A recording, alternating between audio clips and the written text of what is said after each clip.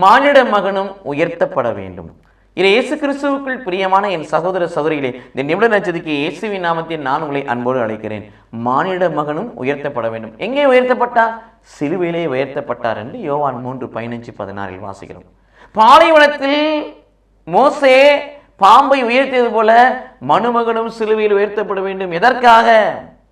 அங்கே பாம்பினால் கடிப்பட்டவர்கள் மீண்டும் பிழைக்கப்படும்படியாக, உயிருக்கு போராடக்கூடியவர்கள் பிழைக்கப்படும்படியாக ஆண்டவர் சொல்ல மோசே ஒரு கம்பத்தை எடுத்து வெண்கல பாம்பை செய்து அதை உயர்த்தி பிடித்தார். உயர்த்தப்பட்ட வெண்கல பாம்பை உற்று நோக்கி பார்த்த யாவரும் பிழைத்தார்கள் என்று எண்ணிக்கை நூல் 21:7-8 வாசிக்கிறோம். அது பாம்பு.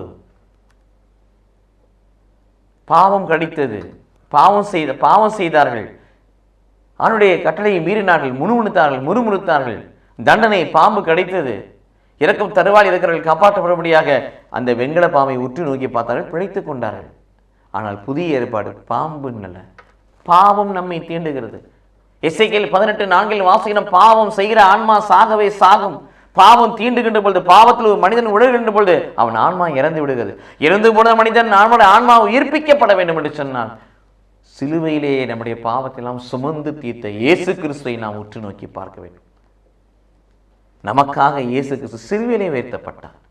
இது இயேசு கிறிஸ்துவுக்குள் புரியமான என்னக்காக, என் பாவங்களுக்காக, என் சாபங்களுக்காக, என் குற்றங்களுக்காக, என் மீறுதலுக்காக அவர் சிலுவையிலே எல்லாவற்றையும் சுமந்து தீர்த்தார் என்று நம்பி விசுவசித்து அவரை நோக்கி பார்க்கின்ற பொழுது திருப்பாடல் 34:5 வாசிப்பது போல அவரை நோக்குங்கள், மகிழ்ச்சி அடைவீர்கள், வெட்கத்தால் தலை குனிய மாட்டீர்கள். அத்தகைய ஆசீர்வாதமிக்க வாழ்க்கையை கடவுள் கொடுப்பார். ஆகவே நமக்காக அவர் சிலுவையில் உயர்த்தப்பட்டார் என்பதை விசுவசித்து வாழ்வோம். சிலுவையில் இருக்கிற இயேசுவை கண்முன் நிறுத்தி அவரை உற்று நோக்கி பார்ப்போம். மகிழ்ச்சியை பெற்றுக்கொள்வோம். கடவுள் நம்மை ஆசீர்வதிப்பாராக. ஆமென்.